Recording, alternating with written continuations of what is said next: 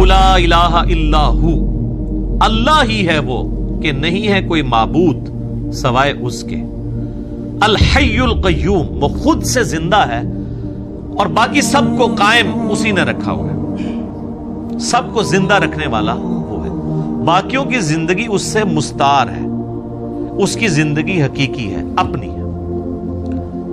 لا تأخذہ سنۃ ولا نوم، اور اس کی زندگی اتنی کامل ہے کہ نہ تو اسے اونگ آتی ہے اور نہ نیند۔ ہماری زندگی آپ دیکھ لیں ناقص ہے، ہم 24 گھنٹے کے اندر ایک دفعہ ضرور مر جاتے ہیں، موت نیند کی بہن ہے نا۔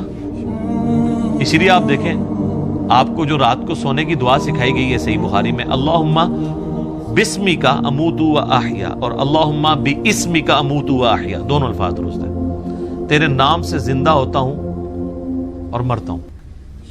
تو نیند بھی موت کی ایک فارم ہے۔ ہماری جو زندگی ہے وہ بھی ناقص ہے، ہم ڈیپینڈنٹ ہیں اللہ کے اوپر، اس اعتبار سے کہ جب چاہے وہ سانس روک لے، اور اس اعتبار سے بھی کہ 24 گھنٹے میں ہمیں ایک دفعہ سونا ہی پڑتا ہے، ادروائز آپ اگلے 24 گھنٹے، دنیا کا ذہین ترین آدمی، دنیا کا طاقتور ترین آدمی کتنے گھنٹے جاگ سکتا ہے؟ یہ بزرگ جو جاگتے رہے ہیں نا 1-1 سال یا 2-2 سال، کہانیاں نے، کوئی نہیں اٹھ جاگتے، جس کو ہے نا اس کو لے کے جاگ کے بتائے کوئی، اور کہتے ہیں جناب 3 سال تک کھایا پیا نہیں ہے۔ اس کے ساتھ اس کہانی کو کمپلیٹ کیا کریں، ساتھ یہ بھی کہا کریں کہ نہ کھادا پیتا نہ پیشاب کیتا، کیونکہ اگر کھایا پیا نہیں ہے تو پیشاب تو کھانے پینے کے ساتھ ہے نا، آپ کھانا پینا چھوڑ دیں پیشاب ختم ہو جائے گا۔ یہ ساتھ کیوں نہیں کہتے ہیں کہ 3 سال تک پیشاب بھی نہیں کیا، اور پھر اس طرح کا بندہ لے کے آنا ہے، اس کا جو ہم کریں گے نا وہ ہماری ویڈیوز میں ریکارڈ ہے۔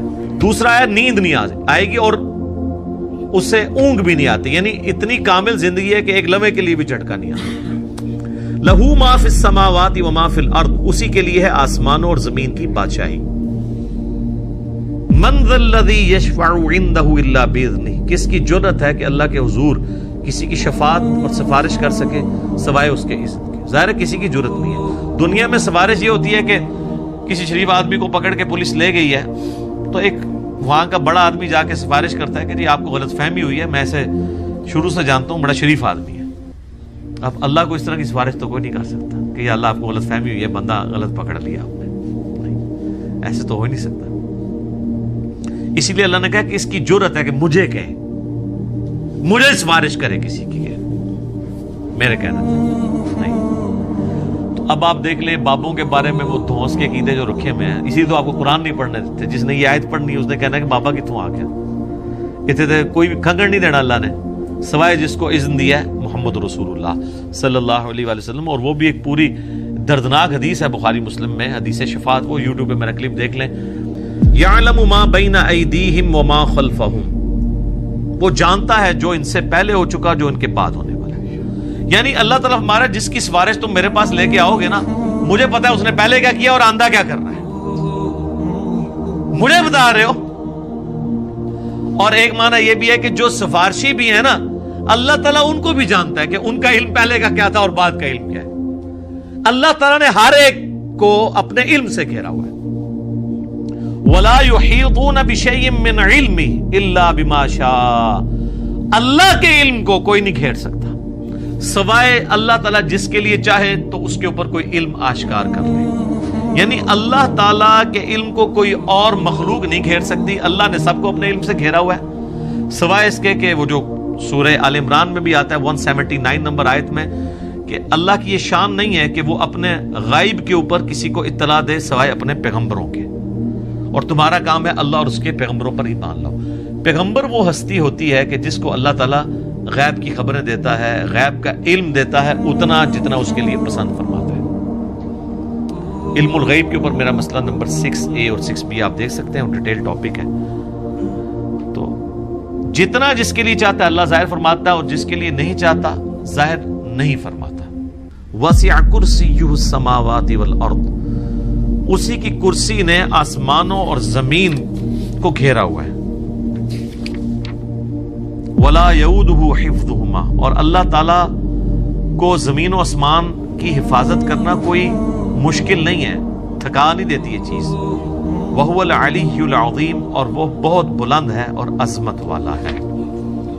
اور اس کی یعنی صرف اللہ تعالیٰ نے یہ بنا کے مخلوق چھوڑ نہیں دی بلکہ اس کی حفاظت بھی اپنے ذمہ لی ہوئی ہے. اور وہ ایسی حفاظت نہیں ہے کہ کوئی اللہ تعالیٰ کو مصروف ہو گیا کہ اتنی مخلوقات پیدا کر کے اب کیا کرے گا وہ، ایسا نہیں ہے، بلکہ وہ اللہ تعالیٰ نے پہ کوئی گرا نہیں ہے اس کی. وہ تو سورۃ الانعام میں ہے کہ زمین کی گہرائیوں میں کوئی دانہ نہیں پھوٹتا، نہ زمین کے اوپر نہ سمندروں میں کوئی پتا بھی گرتا ہے مگر اس کے علم سے. اور اتنا کامل علم ہے کہ اللہ نے یہ سب کچھ ہونے سے پہلے لوح محفوظ میں لکھ لیا ہے. تو ایک ڈیٹیل طلب ٹاپک ہے. وَهُوَ الْعَلِيُّ الْعَظِيمُ، اور وہ بلند ہے اور عظمت والا ہے. اب یہاں پہ ایک اللہ کا نام بھی آ گیا علی.